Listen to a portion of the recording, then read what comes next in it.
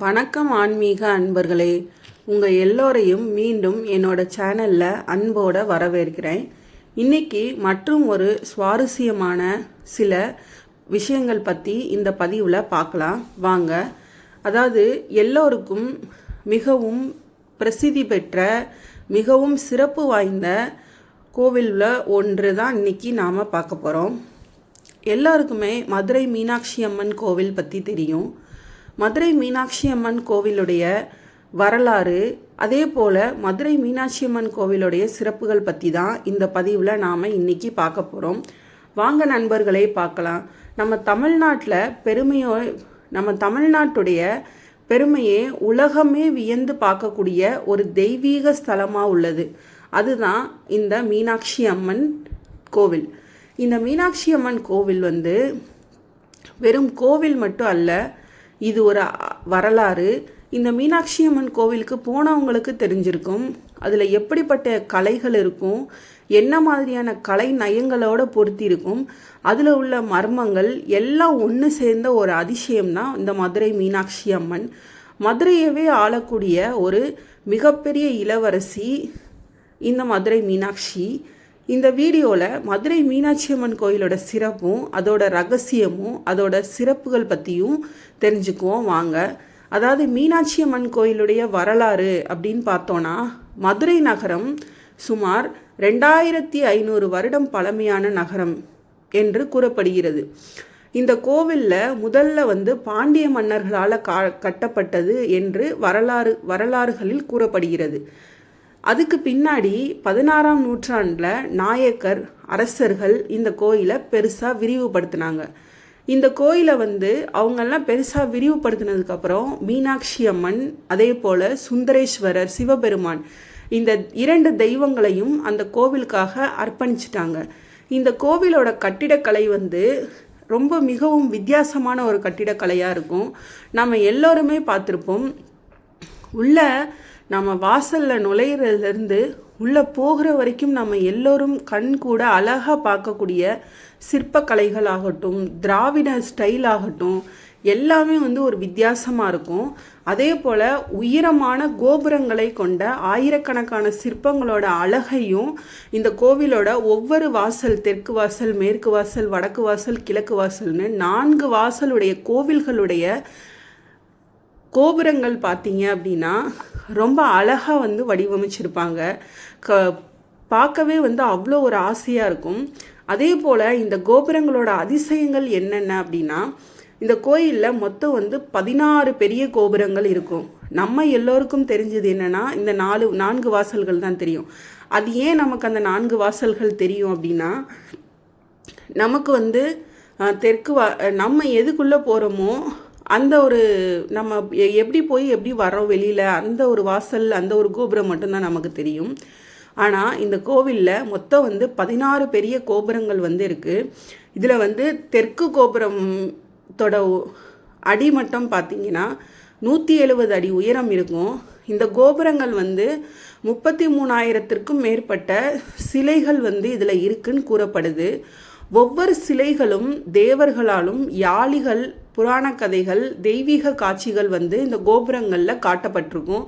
நாம் ரொம்ப கூர்மையாக அந்த கோபுரங்களை கரெக்டாக ஒன்றா பார்த்தோன்னா அதோடைய சிறப்புகள் எல்லாமே நமக்கு புரியும், தெரியும்.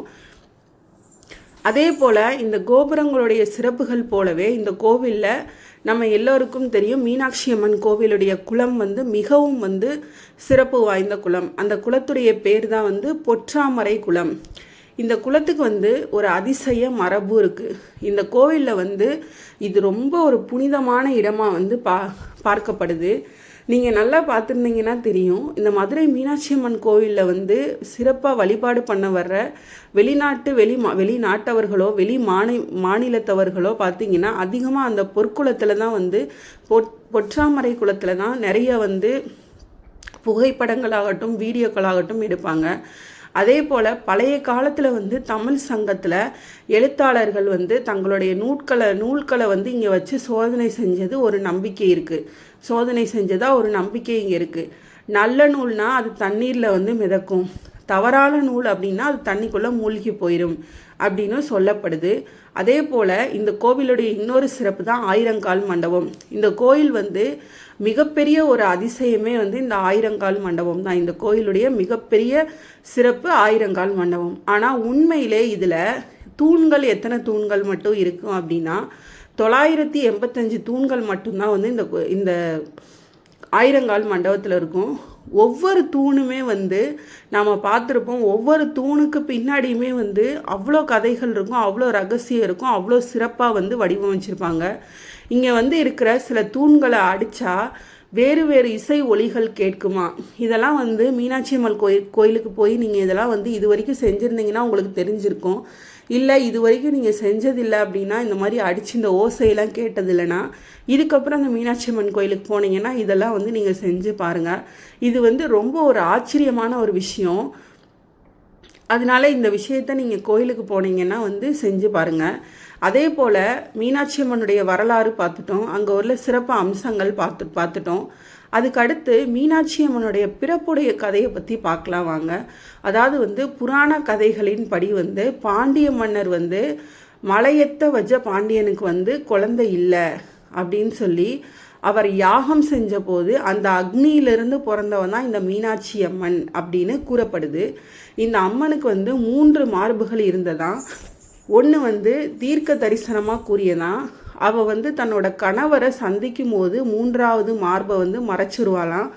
அதுக்கு பின்னாடி சிவபெருமான் வடிவில் வந்த சுந்தரேஸ்வரரை பார்த்தோன்னே அது மறைஞ்சிருச்சு அப்படின்னு புராணம் வந்து கூறப்படுது. அதே போல் இதுதான் வந்து மீனாட்சி அம்மனுடைய பிறப்பினுடைய வரலாறு. அதே போல் எல்லோருக்கும் மிகவும் பிரசித்தி பெற்ற ஒரு திருவிழா அப்படின்னா மதுரை மீனாட்சி அம்மனுடைய சித்திரை திருவிழா. இந்த சித்திரை திருவிழா வந்து அந்த மதுரை முழுக்கவே ரொம்ப ஜேன்னு ரொம்ப மிகப்பெரிய விசேஷமாக இருக்கும். மீனாட்சி திருக்கல்யாணமாகட்டும், சித்திரை திருவிழா அப்படின்னா வந்து மீனாட்சி திருக்கல்யாணம் மட்டும் இருக்காது. அதே போல் அழகர் ஆற்றுல இறங்காரு, போடாத பல வேஷங்கள்லாம் போட்டு தான் வந்து மீனாட்சி கரம் பிடிச்சாரு சுந்தரேஸ்வரர் அப்படின்னு வந்து ஒரு பாட்டிலே வந்து இருக்கும்.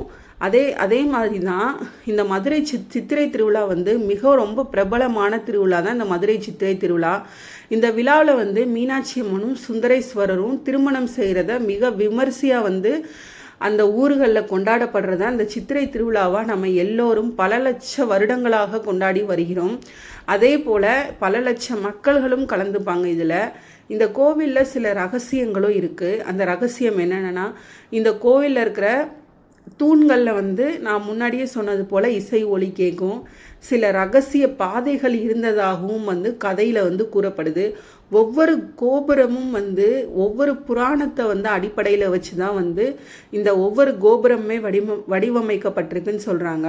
இந்த கோயிலோட கட்டிடக்கலை வந்து இன்றைக்கும் வந்து விஞ்ஞானிகள்லாம் பார்த்து ஆச்சரியப்படுற அளவுக்கு தான் வந்து இருந்திருக்கு.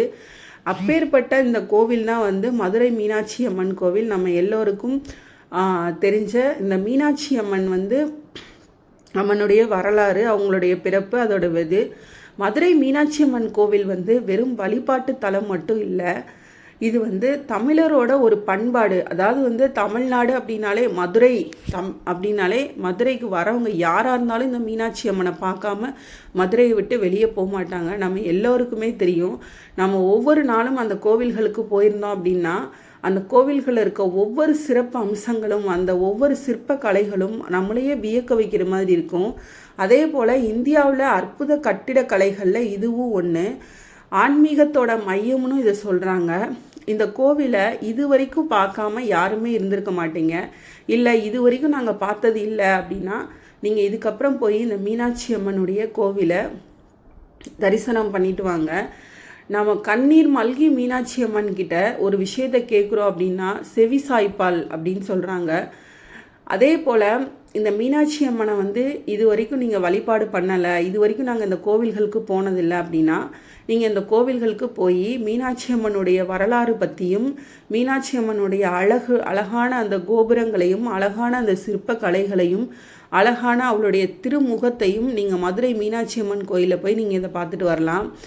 இந்த தெய்வீக அனுபவம் வந்து உங்களுக்கு வாழ்நாள் முழுவதும் மறக்க முடியாததாக இருக்கும். இந்த மீனாட்சி அம்மனுடைய வரலாறை பற்றி இன்றைக்கி பேசணும். நாம் இந்த வீடியோ வந்து உங்களுக்கு பிடிச்சிருந்தா லைக் பண்ணுங்கள், என்னோடய சேனல் சப்ஸ்கிரைப் பண்ணிக்கோங்க. அடுத்து உங்களை இன்னொரு வீடியோவில் சந்திக்கிறேன். நன்றி மக்களே.